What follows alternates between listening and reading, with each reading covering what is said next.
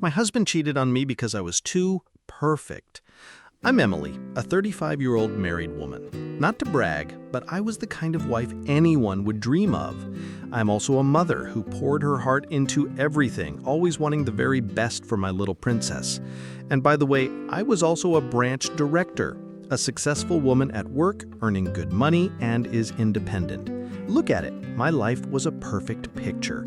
Every single tiny detail in that peaceful and happy painting was drawn by me, with my sweat, tears, and a heart full of hope.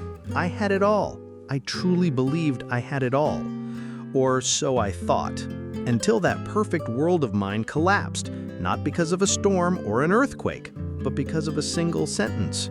A sentence so outrageous it was laughable, that it made me wonder, in the end, who was the crazy one in this story? Let's rewind a bit. 15 years ago, David and I were a match in heaven. We were madly in love, and all we had were hope and stacks of ramen noodles. Back then, I was a fresh grad, puttering to my office job on a beat-up scooter. David, my boyfriend at the time, was a civil engineer, always on the go, passionate and full of ambition. His eyes would literally light up when he talked about the bridges and buildings he wanted to construct. I saw our future in those burning eyes. We dreamed together about a home, a family, a life free from financial worries. We were a team in every sense of the word. 3 years later, we got married. Money was still tight. David was always away for work, jumping from one project to another, but I knew he worked hard, so I didn't mind. I automatically picked up the financial slack. Back then, I worked for a small company, and my salary was barely enough to get by. But I honestly didn't mind. I was proud of what we were building, proud of the future I was sure would be bright. Then life threw some unexpected curveballs. I guess fate was on my side, or maybe it was just my hard work paying off. Somehow, I just started to soar. I got a lot of support, and my career took off like a rocket. From a low-level employee, I became a department head, then climbed my way up to branch director. My salary and the cash flow from my investments just skyrocketed. My income truly far surpassed anything we had ever dreamed of. We bought our dream house, a luxurious car. My daughter, Lily, went to one of the best private schools in the city. Everything felt straight out of a Hollywood movie, a perfect life down to every last detail. And me? Even with work drowning me, I was still a wife and mother in every sense of the word. I tried my best to cook a proper dinner every night, even if I didn't get home until 8 or 9 p.m. I always tried to pick up and drop off Lily myself, never leaving her waiting. For holidays, New Year's Eve, or birthdays, I'd plan meticulously, making sure everything was special and everyone felt special. Not just my small family, but my in-laws too. No one was left out. Every single day I was exhausted. Some nights I just wanted to collapse on the floor and fall asleep. But I was content. I was truly content. Honestly, I believed this was a dream come true. I was living the life so many women yearned for. I thought I was a superhero. I thought that I did it. I have it all. But now, looking back, there were clear cracks showing on that picture I thought was so perfect.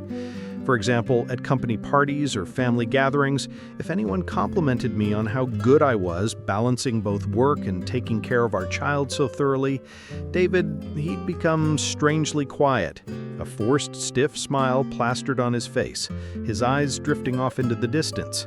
Or when I excitedly, passionately shared my joy with him about a big project I'd landed or a lucrative contract I'd closed, he'd awkwardly change the subject. I felt like he didn't want to hear or see it. Rather than something for us both to celebrate, it felt as if my success was something that made him uncomfortable and ashamed. But I always tried to push that feeling away.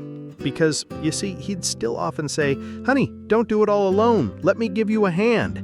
His words sounded so sweet, and it warmed my heart. My husband always tried to help me with everything in life. But I was just too busy, and I didn't notice that he never actually followed through on what he said. I was still the one stuck doing everything. But I still didn't think he was making empty promises. Back then, I just assumed he was too busy or simply forgot. And besides, I'd just do it myself to get it done faster. I accepted all of that, taking it for granted that I'd handle everything. because I believed that my carrying the load was for love, for our family, because we were a team. I ignored all those signs, pushing them aside because I was too busy building my so-called perfect life. I was naive, weren't I? I should have seen those things as problems. The signs were always there, practically screaming. But I was too caught up in my dream, or maybe I was just too scared to face the truth. That maybe David wasn't like me. He didn't actually want to live in such a perfect picture. Then, that fateful day arrived. It wasn't a lipstick stain on his shirt or a mysterious hotel bill. Instead, it just appeared right before my eyes, so blatantly obvious I couldn't deny it. It was a Friday. David had just gotten home from a long business trip. He went to take a shower, leaving his phone on the kitchen counter. I was tidying up and a message flashed on the screen. I wasn't trying to snoop, honestly. The words that popped up, it just hit me square in the face. "Good night, my dear David. Hope to see you soon." And it came with a heart emoji. Listening to the stream of water in the shower, my heart felt like it stopped. My dear David? My hand trembled as I picked up the phone. The sender's name was Chloe. A strange name. I scrolled up through the messages. The recent ones were all about work, but the further I scrolled, the more the messages became sickeningly sweet. Compliments to him, questions like, "Do you miss me?" and even a mysterious lunch date from last week. I felt completely numb. It turned out this wasn't the first time. This whole web of lies had been going on for a while. David walked out of the bathroom, a towel wrapped around him, whistling. He saw me standing there, his phone in my hand. The smile on his face immediately vanished. I didn't scream or yell. I just looked him straight in the eyes. "David," I said, my voice dry, completely devoid of emotion. "Who is Chloe, David?" David immediately gave up. His face was white. I had braced myself for all the cliché excuses, all the stuff you hear in movies. I was ready to hear them and definitely end everything. But what he said, I just froze. It made my whole world collapse. David looked down at the floor, his voice barely a whisper, not daring to meet my eyes. "Emily, I feel useless living with someone so perfect like you. So I actually laughed out loud, a bitter, hollow laugh. My entire life and all my frantic efforts were repaid by having the most ridiculous joke thrown in my face in a way I could never have imagined. Because I was perfect? He cheated on me because I was perfect? So what am I supposed to do, David? Should I dim my light? Should I hide my brilliance just so you can feel like a man? Or should I pretend to be weak, pretend to be stupid just so you can feel needed in this life? Is that what you want me to do? Tell me, David. David didn't say a word. He just stood there, his face cast down, his shoulders slumped. And that silence, that sickening shame, it confirmed everything. Everything felt like it was happening in slow motion. I just stood there looking at him, endlessly replaying our entire marriage in my head. Every memory, every word, every glance. It all came rushing back to me so clearly. And I realized a truth that cut me to the bone. I had always been carrying us alone. For so many years, I thought we were a perfect team, overcoming every challenge together. But it turned out that the team was just me. I was the only one pulling the cart, and he just sat there watching. And in the end, he stabbed me in the back because he felt small. The pain wasn't just about him cheating on me. It definitely wasn't about some Chloe stepping in. It was about feeling betrayed by my own success. Sounds crazy, right? I never, not once, put David down. I never compared our salaries or our statuses. I always saw us as two complementary parts. We were a single unit. I always told him how important he was. I always praised his efforts, even when I knew they weren't quite enough. I kept telling myself he was still striving, his eyes still burning with ambition like they did all those years ago. But in his eyes, I wasn't a teammate, and definitely not a wife to share life with. I was something terrifying, a threat to his fragile ego. He couldn't stand next to a woman stronger than him. He couldn't accept that I'd achieved things he was perhaps still struggling to reach. And so he chose the most cowardly way out. He destroyed it all. And the most painful part, the one that haunts me endlessly, is my little daughter, Lily. Lily was so proud of her mother. She'd always buzz around me, eyes shining. "Mommy, when I grow up, can I be as smart and capable as you?" I would hug her tight, smile, and say, "My love, you can be anything you want." But now, I'm not so sure anymore. That phrase keeps echoing in my head. Am I leading her down the same lonely path? One where you work yourself to exhaustion, where you have to rise up powerfully, only to eventually realize that the perfection you created is what kills your own happiness? But I had to snap back to reality. David still had his head bowed, admitting his weakness. And surprisingly, in that moment, I didn't cry. Not a single tear. I thought I'd scream, that I'd collapse, but no. Instead, a terrifying calm washed over me. It was like a switch had flipped in my head, and I knew exactly what I needed to do. It wasn't emotion, it was pure logic guiding me. Right then, I didn't say another word to David. I didn't want to hear any more of his cheap excuses. In the darkness, I quietly walked into my home office and shut the door firmly. The first thing I did was call my personal lawyer. She's a sharp woman I trusted with major company contracts. I told her, "I need you, now. I have a marriage that needs to be dissolved." She understood immediately. I started gathering evidence, not for revenge, but to protect myself and Lily. His messages with Chloe, bank statements showing suspicious spending, and even old emails where he complained about my work to his close friends. I'd never paid attention to them before, but now I meticulously recorded everything, as if I were preparing for a multi-million-dollar business lawsuit. Because to me, this was exactly that, a lawsuit to reclaim my life. Then I went back to the bedroom and wrote a short letter. It was cold and decisive. I didn't write it to make him feel regret. It wasn't a farewell or a wish. I wrote it to inform him that everything was over. I left the letter on his pillow. "David, I know everything. Everything between us is over. You have 24 hours to pack your things and leave this house. This is my house, and I won't live with a traitor." I didn't wait for him. I took Lily to my parents' house. She was sleeping soundly in my arms, innocent to the fact that her mother's world had just fallen apart. I looked at her and vowed to myself that I wouldn't let anyone hurt her like they hurt me ever again. I didn't cry. I just felt a steely determination. This fight, David, you're the one who should be scared. I thought I had cut all ties, but I was wrong.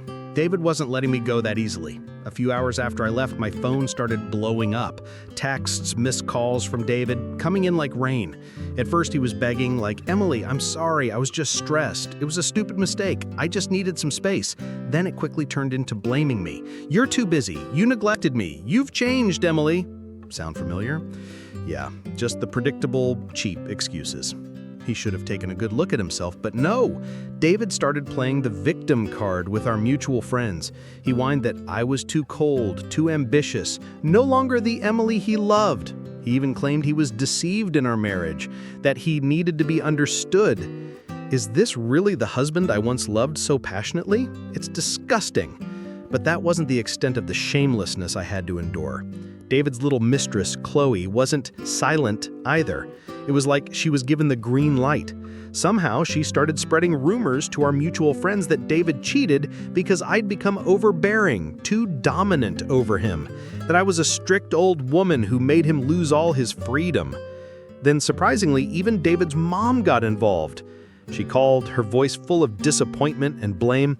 "Emily, what are you doing? You're destroying this family.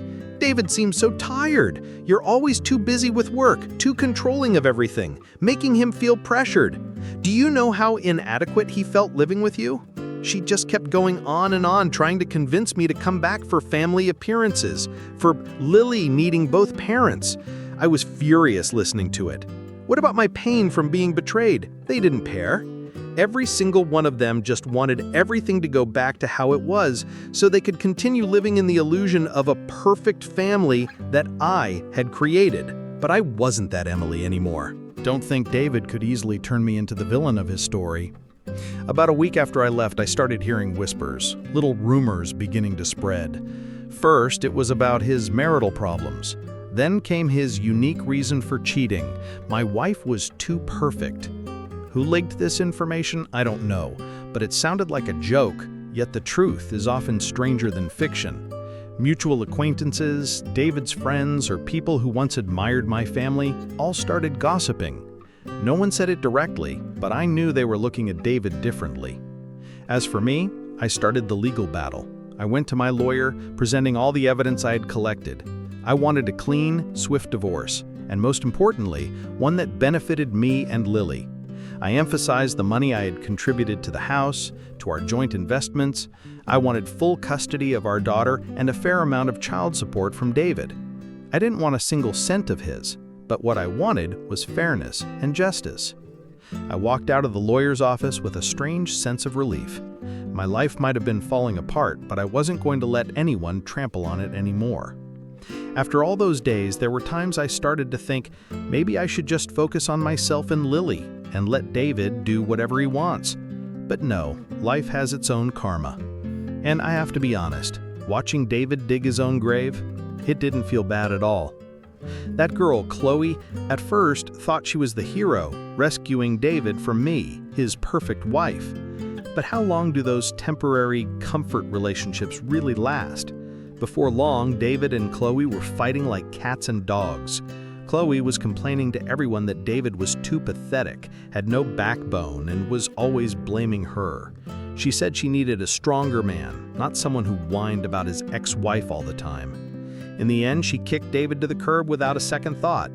I heard she even took some of his money, too. That was just the beginning.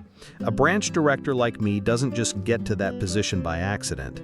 I have connections, a wide network, from former colleagues to partners and people throughout the industry.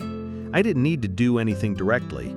I just needed to let the truth find its own way. And the truth did exactly what it needed to do. The rumor's impact started to spread to David's company. He was a lead engineer on a big project, and suddenly meetings became tenser. I heard whispers from a friend in the industry that David's superiors were looking at him with suspicion, that he was losing out on promotion opportunities. There were even rumors he was suspended for a few days to clarify some professional ethics issues. But I knew that was just an excuse. The truth was, concerns about the pressure behind me made them unable to use him anymore. As a result, David not only lost the big project, but was also seriously demoted. His salary was cut. From a pivotal engineer, he became an outcast. Even his own family turned their backs on him. When David truly faced financial difficulties, when he was no longer their pride, they no longer saw him as worth protecting. They're people who care about appearances, and now David had miserably tarnished that image. He called me a few times, but I didn't pick up. I knew he had dug his own grave. The only person I was truly worried about in this whole mess was Lily. She was too young to understand everything. But kids are sensitive. Lily started noticing her dad's absence. She'd often ask why Daddy David was on such a long business trip. Why wasn't he calling her anymore? Then Lily even accidentally overheard relatives whispering about our situation. My heart felt squeezed. I knew the perfect world I tried to build for her was slowly cracking. I did everything to protect her. I tried to keep everything as positive as possible. I spent more time with her, and I also explained it frankly to her, in a way a 6-year-old could understand, that you don't always have to be perfect to be loved, and the most important thing is to find a partner who respects and appreciates what you have. That David and I were no longer a team, but from now on, my daughter and I would always be the strongest team. Lily looked at me, not fully comprehending, and she just nodded. I hope she'll understand when she grows up. Then came the divorce hearing, the final battle. David's lawyers tried their absolute best to demolish me. They used every excuse in the book, saying I was too strong, too cold, only cared about work and neglected my family, made David feel inadequate. They wanted to turn me into the villain, the cause of all the brokenness. Throughout the whole process, David just looked annoyed, but he didn't dare meet my daughter's eyes or mine anymore. As for me, I wasn't the Emily of old. I looked straight into David's eyes, and at that cunning lawyer, I calmly, little by little, presented all the evidence I'd gathered. David's messages with Chloe, bank statements proving I bore the majority of our financial burden, testimonies from mutual friends about how David had changed, and even his too perfect excuse for cheating. I clearly laid out all my contributions, all my sacrifices for this family. I was the one who built everything, and I wouldn't let anyone take that away from me. In the end, justice was on my side. I gained full custody of Lily. And David, he had to face severe financial consequences. He had to accept the divorce terms my lawyer laid out, and the child support for our daughter wasn't small at all. Looking at David's face in the courtroom, it no longer held that arrogant or shameless look. Only defeat and humiliation remained. It wasn't a victory of revenge. It was a victory of justice. After everything that happened, I thought I'd crumble. But no, I got back up. And honestly, I've never felt stronger. The divorce, painful as it was, became my liberation. I no longer had to worry about David's red flags, no longer had to strive for perfection for someone who didn't deserve it. I poured all my energy into my career, into my daughter Lily, and most importantly, into myself. And you know what? When I no longer had to worry about pleasing a man with such a fragile ego, I felt completely free. My career absolutely skyrocketed even further. I achieved successes I never even dreamed of. I became an independent, self-reliant woman, shining confidently without needing anyone's approval. My joy no longer came from someone else validating me. It came from what I created myself. I felt complete happiness raising Lily, watching her grow up healthy, smart, and full of energy. That's my real life. A few months ago, I actually ran into David at a supermarket near my house. He looked absolutely pathetic. His hair was messy, his clothes wrinkled, eyes were hollow. The flashy, confident aura of a successful engineer was completely gone. He'd lost his job, Chloe had left him, and now he was just drifting aimlessly, working odd part-time jobs to get by. When he saw me, his eyes widened. I could clearly see regret, then quickly envy in his gaze. He seemed like he wanted to say something, but I just walked past. Not a word, not a second glance. It was as if he were a stranger I'd just happened to pass on the street. That feeling, it wasn't about gloating. It was about release. He brought his own karma upon himself.